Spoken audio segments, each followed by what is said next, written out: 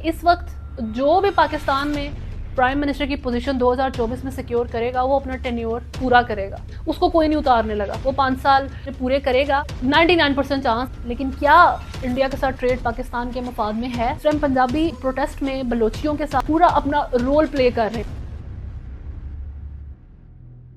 अस्सलाम वालेकुम, मैं हूं हुदा हाशमी। आप मुझे मेरे फेसबुक और यूट्यूब चैनल के ऊपर देख रहे हैं। इस वक्त पाकिस्तानी सियासत में जो $1 मिलियन क्वेश्चन है वो ये है कि क्या इमरान खान इलेक्शंस में हिस्सा लेंगे या नहीं।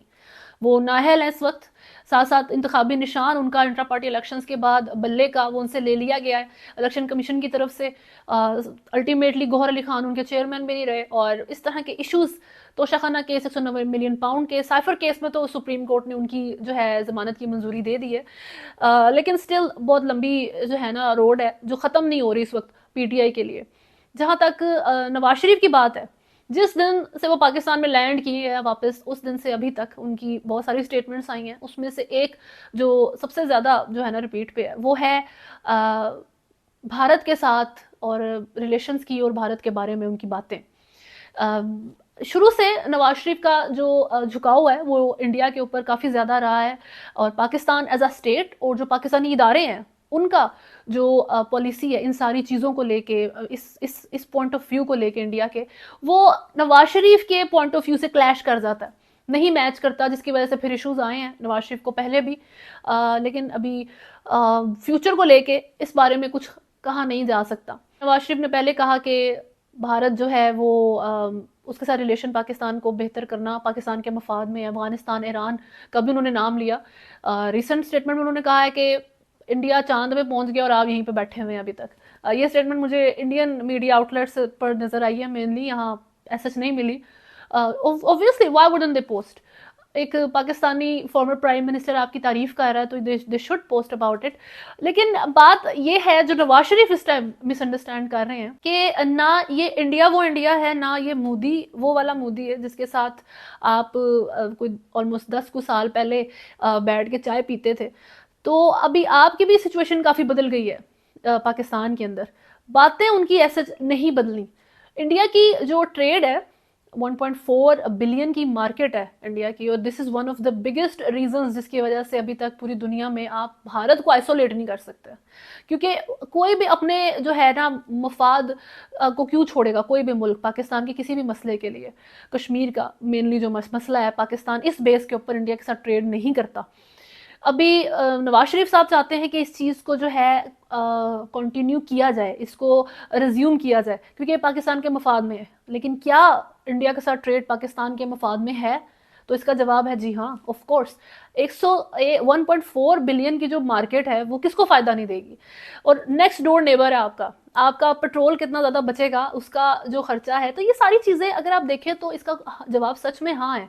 लेकिन वही बात, इंडिया इस वक्त एक बहुत पाकिस्तान तो वैसे इस टाइम बहुत इंपॉर्टेंट जगह पे खड़ा हुआ है, लेकिन वो किसी रेवोल्यूशन के पॉइंट पे ऐसे से नहीं खड़ा हुआ यहाँ पे हम बच जाएं वही बड़ी बात है। इंडिया लेकिन इस टाइम एक बहुत इंपॉर्टेंट जर्नी पे जा रहा है जो है जी सेकुलर स्टेट से हिंदुइज्म की तरफ, उसका चेंज होना, उनकी पॉलिसीज इस टाइम, उनकी जो माइंडसेट है लोगों का, गवर्नमेंट का, वो कम्प्लीटली हिंदू फोकस्ड है।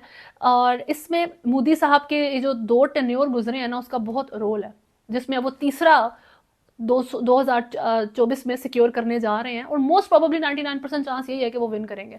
इस टाइम पे पाकिस्तान के साथ, नवाज शरीफ के साथ, या किसी भी मुस्लिम तरीके से किसी तरफ भी उनका झुकाव मोदी या इंडिया के मफाद में नहीं जाता। तो नवाज शरीफ इस चीज़ को शायद रियलाइज़ नहीं कर रहे कि आपकी इतनी वर्थ नहीं है कि वो अपनी इतनी लंबी, जो उनका पुराना ख्वाब फाइनली इंडिया को एक हिंदू स्टेट डिक्लेयर करने की तरफ जो पहुंच रहा है ऑलमोस्ट, आप उसके आड़े नहीं आ सकते। आपकी इतनी तो मेरा नहीं ख्याल वैल्यू है। इतने क्रूशल टाइम में जो पाकिस्तान जिसके अंदर है, आप ऐसी बातें और ऐसी स्टेटमेंट्स दें, ये अंडरस्टैंड चीज़ की जाए कि इंडिया की इस टाइम फॉरेन पॉलिसी क्या है। और साथ साथ आप अगर कश्मीर के इशू के ऊपर कंडीशन कर भी दें इंडिया को, तो इस टाइम कश्मीर के इशू को टच करना भी इंडिया के मफाद में नहीं है, अपने मोदी की अपनी गवर्नमेंट के मफाद में नहीं है। वो वीक हो जाएंगे इस सारी सिचुएशन के अंदर। इस सारी सिचुएशन में कश्मीर का 370 आर्टिकल सुप्रीम कोर्ट की तरफ से इंडिया की आईनी करार दिया जाना, और इस टाइम पाकिस्तान का के प्राइम मिनिस्टर का, इस फॉर्मर प्राइम मिनिस्टर का ये फोकस्ड रहना कि भारत के साथ ट्रेड को रिज्यूम किया जाए, तो ये कंट्रास्टिंग व्यूज़ हैं, दो डिफरेंट बातें हैं, आप इसको अप्लाई इस टाइम एट द मोमेंट नहीं कर सकते। जहाँ तक बात है कि अगर नवाज शरीफ साहब प्राइम मिनिस्टर बनते हैं या कोई भी बंदा प्राइम मिनिस्टर बनता है इस टाइम पाकिस्तान का, तो ये बात याद रखें कि इस वक्त जो भी पाकिस्तान में प्राइम मिनिस्टर की पोजीशन 2024 में सिक्योर करेगा वो अपना टेन्योर पूरा करेगा, उसको कोई नहीं उतारने लगा, वो 5 साल अपने पूरे करेगा। 99% चांस है, जो बाकी 1% है वो मैं एस्टेब्लिशमेंट के अपने मिजाज को ही दे देती हूँ जिस तरह का उनका है, क्योंकि यू नेवर नो। लेकिन इस टाइम अगर आप इस टाइम आने वाले प्राइम मिनिस्टर को टच करते हैं तो वो एक सेल्फ डिस्ट्रक्टिव मूव होगा किसी भी इदारे का। तो इस दफ़ा वाला जो वज़ीर आज़म है पाकिस्तान का, वो इस लिहाज से फ़ायदे में रहेगा बहुत वक्त के बाद। तो अगर नवाज शरीफ भी इस दफ़ा आते हैं तो वो पिछला तो अपना एक भी टेन्योर पूरा नहीं कर सके, ये वाला कर जाएंगे पूरा। जहाँ तक बात है इमरान खान की, अगर वो आते हैं तो that will be very heroic.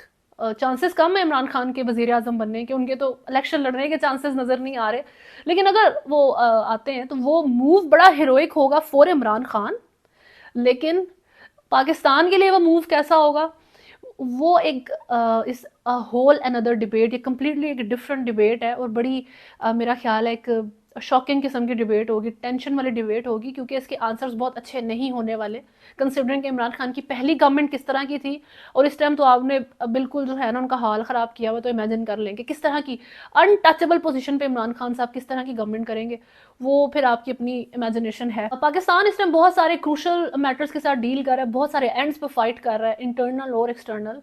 तो बलोच प्रोटेस्ट इस टाइम शायद थोड़ा सा आपको लगे कि बिहाइंड द लाइन है, लेकिन वैसे ये टॉप का इशू है इस टाइम हमारे मुल्क का। बलोचियों के साथ जो इश्यूज हैं, और जो बलोच के वैसे हम डेकेड्स से बलोचिस्तान के साथ होने वाले मसाइल के बारे में सुन रहे हैं।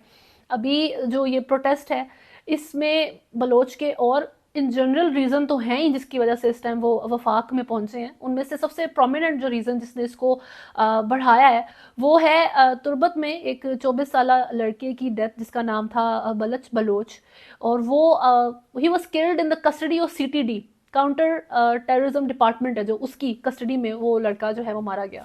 अब ये कहा जा रहा है कि उसको पहले उन्होंने मिलिटेंट करार दिया और उसको उठा लिया, जब उसके ऊपर जोर डाला गया, केस चलाया गया कोर्ट के अंदर कि जी ये मारा क्यों गया है, तो CTD ने कोर्ट में ये कहा कि मिलिटेंट्स का अटैक हो गया था हमारे ऊपर, और उस जो क्रॉस फायर हुआ है ना उसके बीच में दिस गाय डाइड, जिसके जवाब में कोर्ट ने, जज ने ये इंक्वायर किया कि आप में से तो किसी को एक खराश भी नहीं आई है, तो वो एक लड़के को कैसे 3 गोलियां लग गई, ये बात थी। लेकिन अब वो प्रोटेस्ट वहाँ पर बलूचिस्तान में बहुत टाइम उन्होंने दिया है, डेड बॉडी को रख कर दिया है, then finally in the early December dates में उन्होंने फिर दफनाया, एंड देन ये प्रोटेस्ट अब इस्लामाबाद पहुंच गया, और उसमें सारे ही ओवरऑल मिसिंग पर्सनस की डिमांड चल रही है, जो भी उनके इश्यूज आ रहे हैं।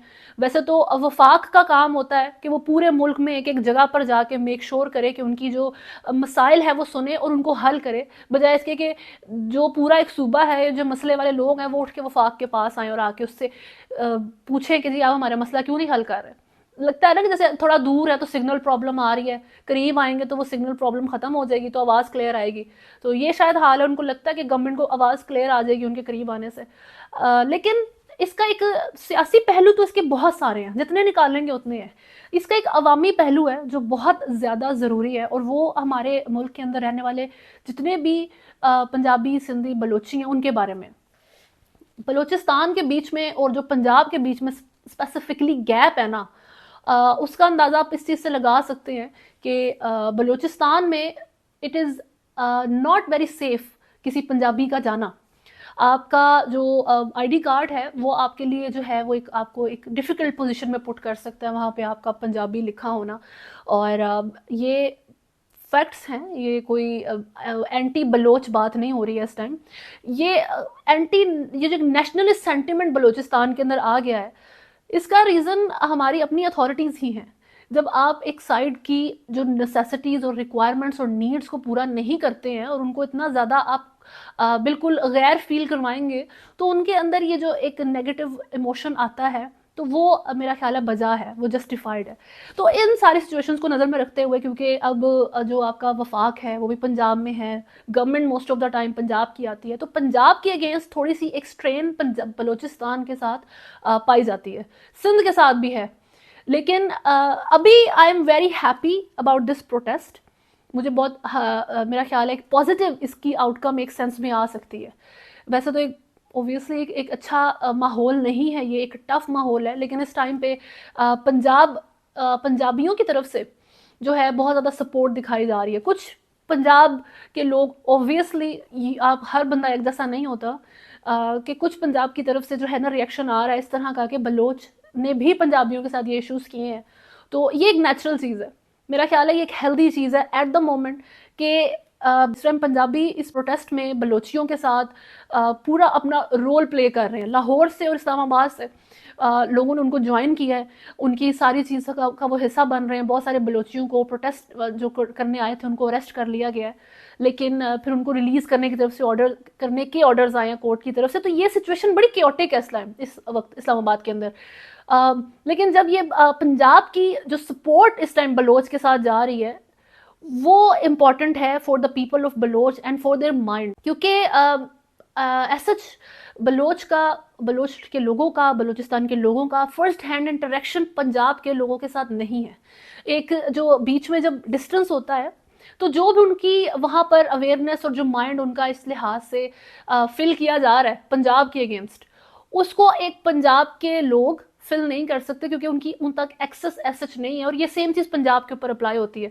तो जब ये यहाँ पर आए हैं तो ये इसका एक एस्पेक्ट निकल सकता है सारी सिचुएशन का, कि या एक तो वफाक जो है सारी चीज़ को लेके, जो वहाँ पर फ्यूडल रूल और जो ट्राइबल कॉन्फ्लिक्ट्स वगैरह जो चलते हैं और जो वहाँ पर कलादम तंजीमें हैं और बलोच के इन जनरल जो मिसिंग पर्सन की डिमांड है, उस सारी चीज़ को के बारे में तो वफाक कुछ करे, लेकिन साथ साथ जो हमारे मुल्क के अंदर स्टेट विद इन स्टेट वाला माहौल बन जाता है कि एक सूबा अपने आप को बहुत अलग समझना शुरू कर दे और किसी दूसरे सूबे के बंदे से नफरत रखने शुरू कर दे, सारे हैं तो पाकिस्तानी। तो वो अगर चीज़ कम हो जाए तो वो भी मेरा ख्याल है बेटरमेंट की तरफ एक बहुत इंपॉर्टेंट स्टेप होगा। और पंजाबियों का इस टाइम बलोचों के साथ एक्चुअल में फिजिकली जाके हेल्प करना, उनकी इस प्रोटेस्ट में हिस्सा बनना, बहुत सारे लोगों का माइंड चेंज करेगा। ओवरऑल जो वहाँ मौजूद नहीं है ना बलोच, उनके लिए भी, या फिर जो वहाँ पंजाबी मौजूद नहीं है उनके लिए भी, क्योंकि in the end of the day you belong to the same state. जो इस पूरे मुल्क का फेट होगा वो आपका भी फेट होगा। ऐसा नहीं है कि बाहर से आने वाले बंदे ने पंजाबी को कुछ नहीं कहना या बलोचियों को कुछ नहीं कहना, वो आप सबको एक ही लाइन में खड़ा करके नुकसान पहुंचाएगा ऑब्वियसली। खैर, जो अनवर काकड़ हैं इस वक्त पाकिस्तान के केयर टेकर प्राइम मिनिस्टर, उनके बारे में क्लेम किया है पाकिस्तान तहरीक इंसाफ ने कि ये जो है एंटी पीटीआई हैं और इनके होते हुए पाकिस्तान में जो इलेक्शंस हैं वो फेयर एंड स्क्वायर नहीं हो सकते, लेवल प्लेइंग फील्ड नहीं मिल रही, तो ऑब्वियसली इनको उनकी पोजीशन से हटाया जाए। हम टीवी को इंटरव्यू देते हुए अनवर काकड़ साहब ने कहा है कि मैंने जो है इमरान खान को 2 दफ़ा वोट दिया है ये सोच के कि गवर्नेंस मुल्क की हमारे बेहतर होगी, और मैं कम्प्लीटली अगेंस्ट हूँ इस चीज़ के कि आप सिर्फ एक पार्टी को, पाकिस्तान तहरीक इंसाफ को 9 मई के इंसिडेंट के ऊपर जो है ना जज करना शुरू कर दें या डिफाइन करें। लेकिन मैं इस चीज़ के भी हक में हूँ कि जिन जिन लोगों ने 9 मई के इंसिडेंट में किरदार किसी भी तरह का अदा किया उनको उसकी सज़ा मिले। फर्दर उन्होंने इस बारे में ये कहा है कि किसी भी गवर्नमेंट का ऑब्जेक्टिव, किसी केयर टेकर गवर्नमेंट का या इलेक्टेड गवर्नमेंट का ये ऑब्जेक्टिव नहीं होता कि वो एक ही पार्टी के पीछे पड़ जाए कि इसको जो है ख़त्म करना है, ना हमारा ये ऑब्जेक्टिव है।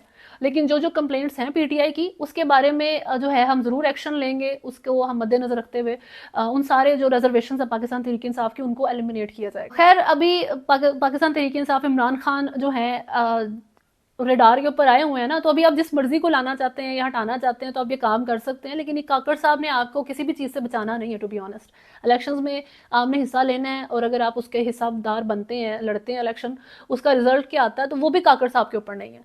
जो चीज़ें डिसाइडेड हैं जिस तरीके से मूव करनी होती हैं, इन पर होता तो पाकिस्तान में अनफॉर्चुनेटली वही है। लेकिन बहरहाल अभी स्पोर्ट्स के लिहाज से जो अच्छी बात है वो ये है कि जो डेविस कप टेनिस का जो होना है इस वक्त 4 फरवरी को एक्सपेक्टेड है, उसके बारे में इंडिया ने वही अपनी पुरानी जो रटी हुई लाइंस हैं, जो बीसीसीआई इंडिया का जो क्रिकेट बोर्ड है वो भी बोलता रहता है कि जी पाकिस्तान सेफ नहीं है, हम पाकिस्तान में नहीं आ सकते, हमारी जान को बहुत खतरा है। तो यही बातें टेनिस के लिए भी उन्होंने की हैं। तो डेविस कप कमेटी है 15 मेंबर्स के ऊपर मुश्तमिल है वो, और उन्होंने इसकी सारी डिसीजन लिया। पाकिस्तान का जो टेनिस फेडरेशन है उन्होंने ये कहा है कि हमारा इक्वल राइट बनता है कि हम होस्ट करें, हमारे यहाँ पर मैचेस खेले जाएं जितना किसी भी और मुल्क का राइट बनता है। और डेविस कप कमेटी ने इससे एग्री की है। उन्होंने कहा है कि बिल्कुल सच है, जो all India tennis federation association है उनके क्लेम सारे विदाउट किसी सॉलिड ग्राउंड के हैं, कोई सॉलिड रीज़न नहीं है इंडिया के पास। हेंस डिसाइड ये होता है कि 4 फरवरी को इस्लामाबाद में पाकिस्तान वर्सेस इंडिया का मैच होगा टेनिस का। और you can go and watch it, support Pakistani tennis as well. सिर्फ क्रिकेट नहीं है हमारे मुल्क के अंदर, और भी स्पोर्ट्स हैं। अभी तक के लिए न्यूज़ में इतना ही है। नेक्स्ट वीडियो तक अपना ख्याल रखें। अल्लाह हाफिज़।